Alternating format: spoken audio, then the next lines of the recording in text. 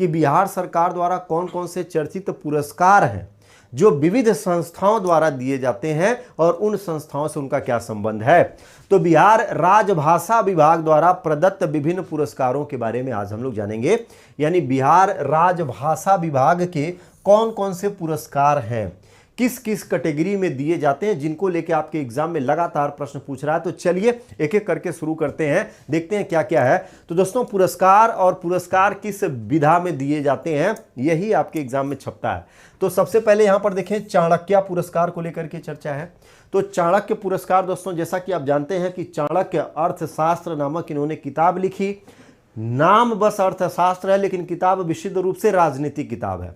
तो यहां से ये जो चाणक्य पुरस्कार है, ये पुरस्कार किसके लिए दिया जाता है, तो राजनीति शास्त्र के लिए दिया जाता है। किसके लिए दिया जाता है भाई, राजनीति शास्त्र के लिए दिया जाता है, इसको यहां से करिएगा।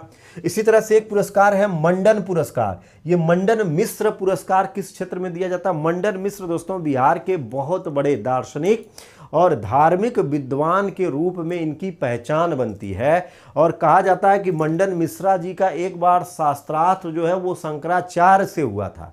शंकराचार्य ने मंडन मिश्र जी को पराजित कर दिया था, लेकिन मंडन मिश्र की पत्नी ने शंकराचार्य को पराजित कर दिया था। ये है भाई बिहार में, ये है बिहार के युवा और ये हैं बिहार की शख्सियत, हस्तियां।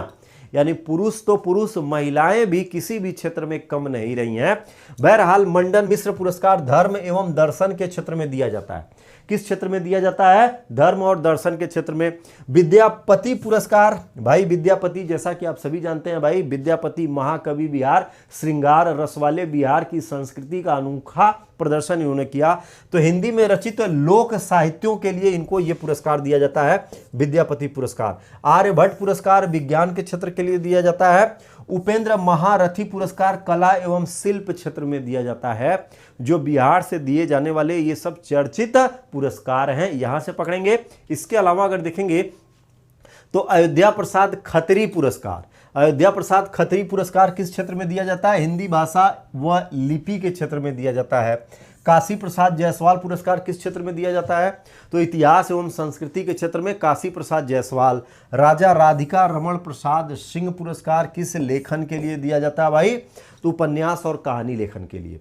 राजा राधिका रमण प्रसाद सिंह पुरस्कार किस क्षेत्र में, उपन्यास और कहानी लेखन के लिए दिया जाता है, यहां से पकड़ेंगे। शिव पूजन सहाय पुरस्कार, शिव पूजन सहाय पुरस्कार ये ध्यान रखिएगा, ललित निबंध, कोई संस्मरण है या यात्रा वृत्तांत है, उसके लिए दिया जाता है शिव पूजन सहाय पुरस्कार, काफी चर्चित होता है।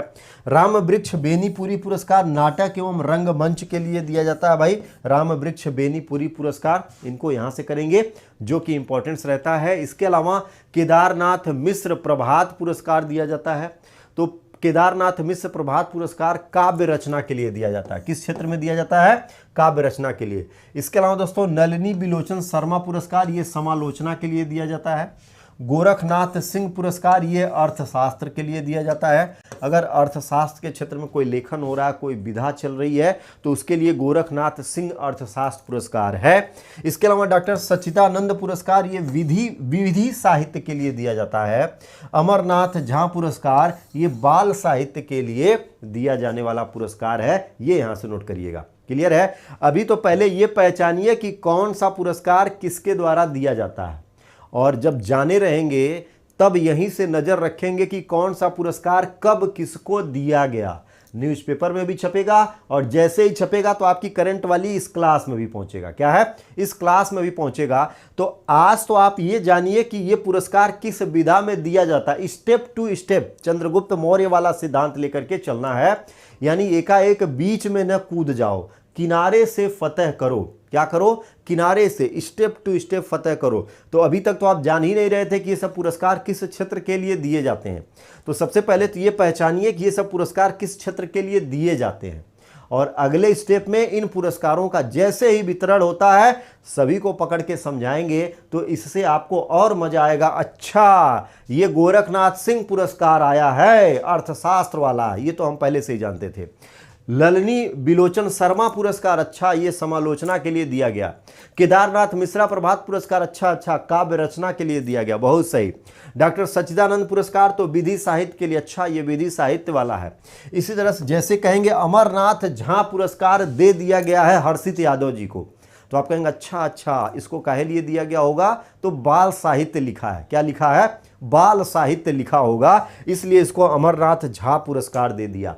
ऐसे पहचान जाएंगे ना, तो पहले तो पहचानो, पहले क्या करना है, पहचानो कि कौन सा पुरस्कार किस क्षेत्र के लिए दिया जाता है, और फिर जैसे ही पुरस्कार अब बटेगा तुरंत शोर मचेगा, जैसे ही पुरस्कार बटेगा तुरंत शोर मचेगा, क्योंकि दोस्तों ये सभी पुरस्कार हर वर्ष नहीं दिए जाते हैं, ये सभी पुरस्कार क्या है, हर वर्ष नहीं दिए जाते हैं भाई।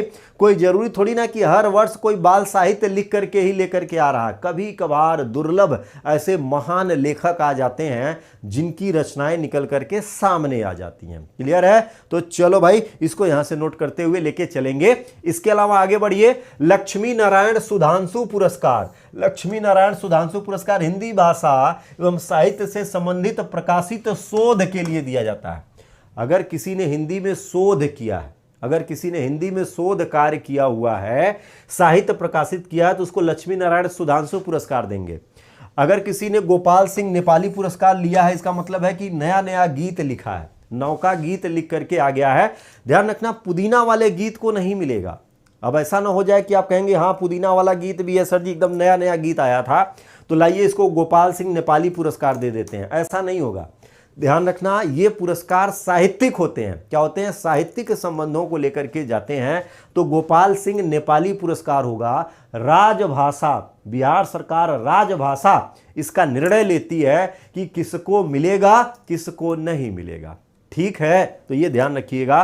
फणीश्वरनाथ रेणु पुरस्कार भाई आंचलिक कथा के लिए दिया जाता है।